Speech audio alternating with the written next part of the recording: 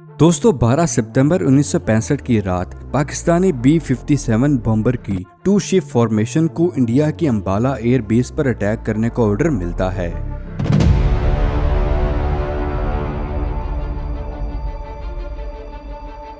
Ambala air base Indian air force की एक बहुत ही हेवीली डिफेंडेड बेस थी। ये इंडियन टेरिटरी के बहुत अंदर थी। रात का आखिरी पहर था। इंडियन गांव, शहर, बीचेस और सभी अहम जगहों की लाइट्स ऑफ थी और ऐसे लगता था कि जैसे इंडिया ने सभी जगहों को ब्लैक पॉल से कवर कर दिया था। डीप इनसाइड एनिमी और हेवली डिफेंडेड एयरबेस, ये मिशन दिया गया था फ्लाइट लेफ्टिनेंट विलियम हार्नी और उनके साथियों को। विलियम की पैदाइश चिटागोंग की थी और उनके वालिद बंगाल में स्टील मिल्स में सेल्स मैनेजर थे। विलियम ने साल 1957 में royal park air force join की थी और 3 साल रिसालपुर में गुजारे और साल 1960 में ऑपरेशनल नेविगेटर ग्रेजुएशन मुकम्मल की। दोस्तों, एयरबोर्न कॉम्बैट नेविगेटर्स का काम होता है रेडार, रेडियो और दूसरी नेविगेशन इक्विपमेंट को इस्तेमाल करते हुए पोजीशन को बिल्कुल क्लियर करना, ट्रैवलिंग की डायरेक्शन को क्लियर करना, अटेंडेंट कोर्सेज और एयरक्राफ्ट के दूसरे ऑपरेशन करना। इसके अलावा नेविगेटर एयरक्राफ्ट के दूसरे क्रिटिकल सिस्टम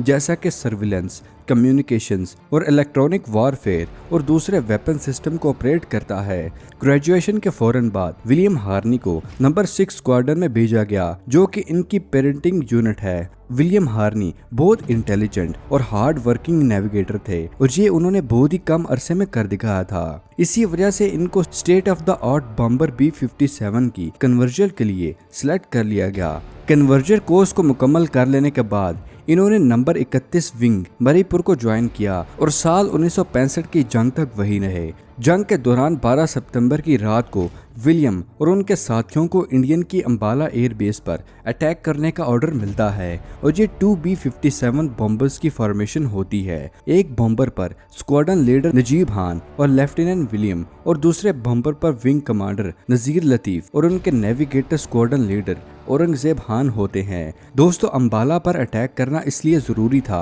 क्योंकि इंडियन एयर फोर्स यहाँ से पाकिस्तान के खिलाफ मुसलसल एयर ऑपरेशन कर रही थी, इसलिए इसको डिस्ट्रॉय करना बहुत जरूरी था और रात के अंधेरे में इस पूरी फॉर्मेशन को अंबाला तक लेके जाने की जिम्मेदारी विलियम हार्नी को दी गई थी। दोस्तों, नेविगेटर्स के बगैर बॉम्बर बिल्कुल ऐसे होते हैं कि जैसे इंसान आंखों के बगैर होते हैं। ये 2 B-57 रात के अंधेरे में प्रवास लेते हैं और बहुत ही खामोशी के साथ इंडियन एयर बेस में दाखिल हो जाते हैं और इसी खामोशी को बरकरार रखते हुए ये अपने टारगेट के बहुत पास आ जाते हैं।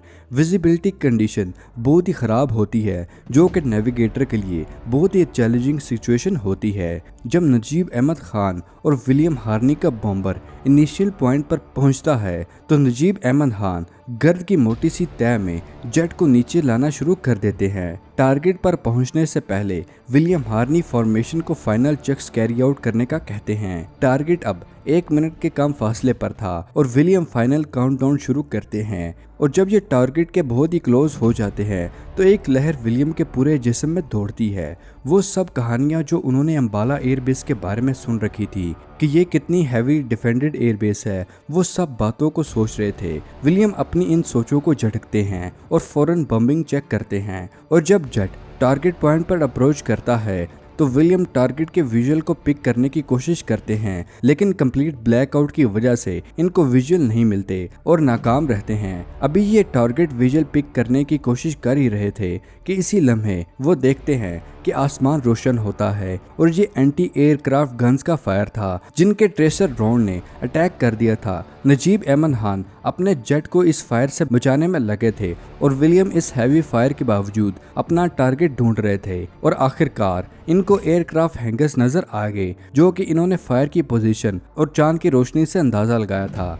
ये टारगेट पर आते हैं और काउंटडाउन करने के बाद ये 4000 पाउंड का बम बेस से रिलीज करते हैं, जो नीचे गिरते ही तबाही मचा देते हैं। दुश्मन की तरफ से खूब फायरिंग हो रही है कि इसके बावजूद ये फॉर्मेशन दूसरा अटैक करती है, जो पहले अटैक से मुख्तलिफ नहीं था।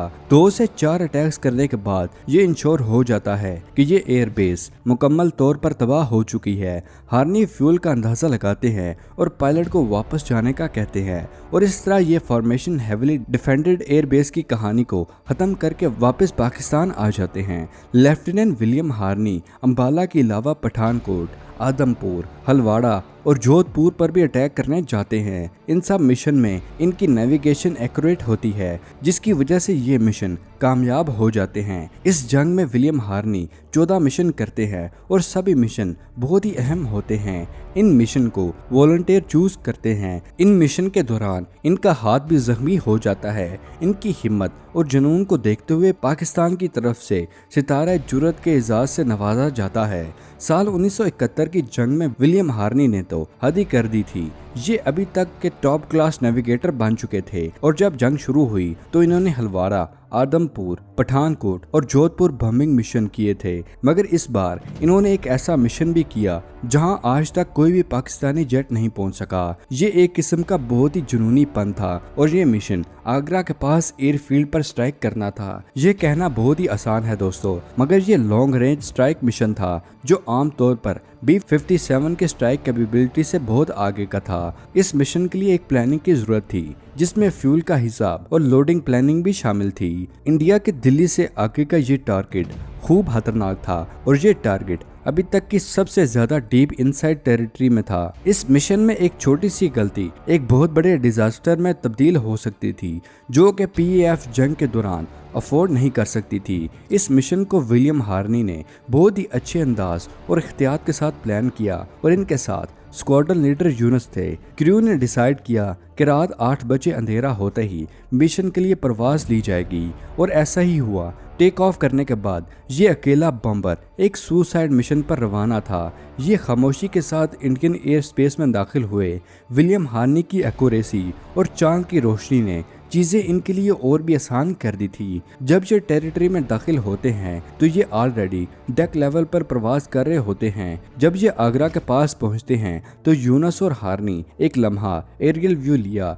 ताजमहल पूरे चांद की रोशनी में नहा रहा था और दुश्मन को सरप्राइज देने के लिए ये टारगेट पर पहुंच जाते हैं। आगरा रनवे की लाइट्स अभी तक ऑन थी। जब टारगेट्स पर बॉम्ब्स की बरसात की गई तो दुश्मन खूब सरप्राइज था।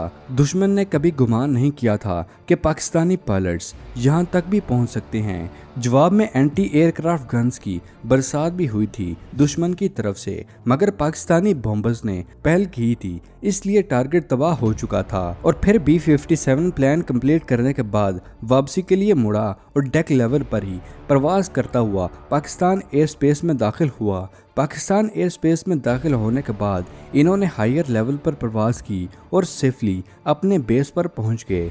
दोस्तों, ये थी विलियम हार्नी की कहानी, जिन्होंने पाकिस्तान के लिए अपनी खिदमत दी और 1974 में रिटायर हुए। उम्मीद है आपको आज की वीडियो पसंद आई होगी। वीडियो को लाइक और शेयर ज़रूर कीजिएगा। अगर आप हमारे चैनल पर नए हैं तो हमारे चैनल को सब्सक्राइब और साथ मौजूद बेल आइकन को प्रेस कर दीजिएगा, ताकि हमारी हर नई आने वाली वीडियो आपको बज़रिया नोटिफिकेशन आसानी से मिल सके।